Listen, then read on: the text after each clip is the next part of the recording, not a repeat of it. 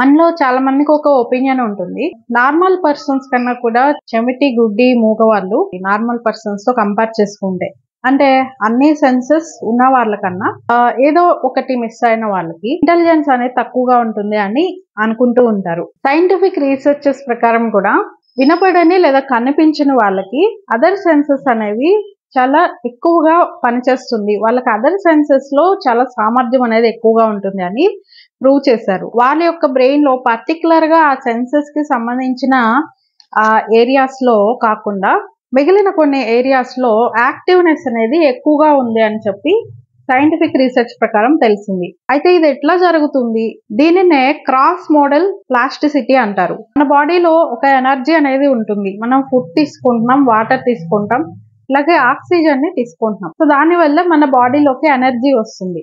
ఆ ఎనర్జీ అనేది మన బాడీ అంతా కూడా స్ప్రెడ్ అవుతుంది అన్ని భాగాలకి. ఒక భాగం అనేది పని చేయనప్పుడు దానికి వెళ్ళవలసిన ఎనర్జీ దానిని అదే ఛానలైజ్ చేసుకొని మిగిలిన భాగాలకి వెళ్తుంది. ఆ మిగిలిన భాగాలు అనేది ఎక్కువ యాక్టివ్ గా పనిచేయటం జరుగుతుంది. ఇది గనక అర్థమైతే క్రాస్ మోడల్ ప్లాస్టిసిటీ గురించి మనకు అర్థమవుతుంది. బాడీలో ఉండే బ్రెయిన్ అనేది అందులో ఏదైనా ఆ సెన్సెస్ కి సంబంధించిన ఏరియాస్ పని చేయనప్పుడు దానిని అదే రీవైర్ చేసుకొని ఆ ఎనర్జీని కన్జర్వ్ చేసుకుంటుంది. సో ఆ ఎనర్జీని కంపెన్సేట్ చేసుకోవడానికి మిగిలిన భాగాలకి ఆ ఎనర్జీని ఛానలైజ్ చేసి ఆ భాగాలు యాక్టివ్ గా పనిచేసేలాగా బ్రెయిన్ పనిచేస్తుంది. ఇది అంతా కూడా ఆటోమేటిక్ గా జరిగే ప్రాసెస్. ఉదాహరణకి ధ్యానం చేసేటప్పుడు కళ్ళు మూసుకుంటాం, అట్లాగే ఏమి మాట్లాడకుండా కూర్చుంటారు. సో ఇది ఎందుకు అంటే మనం చూసేటప్పుడు లేదా మాట్లాడేటప్పుడు మనకి చాలా ఎనర్జీ అనేది ఖర్చు అవుతుంది. ఇప్పుడు మనం ఏదైతే చూస్తూ ఉన్నామో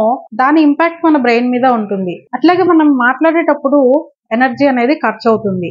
బట్ ఎప్పుడైతే మనం కొంతసేపు మాట్లాడకుండా ఉంటామో ఆ ఎనర్జీ అనేది లోపల సేవ్ అవుతుంది. ఆ సేవ్ అయిన ఎనర్జీ ద్వారా బ్రెయిన్ అనేది షార్ప్ గా పనిచేయటం జరుగుతుంది. వినలేని లేదా చూడలేని వాళ్ళు ప్రపంచంతో మిగిలిన వాళ్ళతో కనెక్ట్ అవ్వటానికి వాళ్ళు ఉపయోగించే సెన్సెస్ ఏవైతే ఉంటాయో అవి బాగా యాక్టివ్ గా పనిచేయటం స్టార్ట్ అవుతాయి. చూడలేని వాళ్ళు ఉంటారు, వాళ్ళకి వినికిడి శక్తి అనేది ఎక్కువగా ఉంటుంది.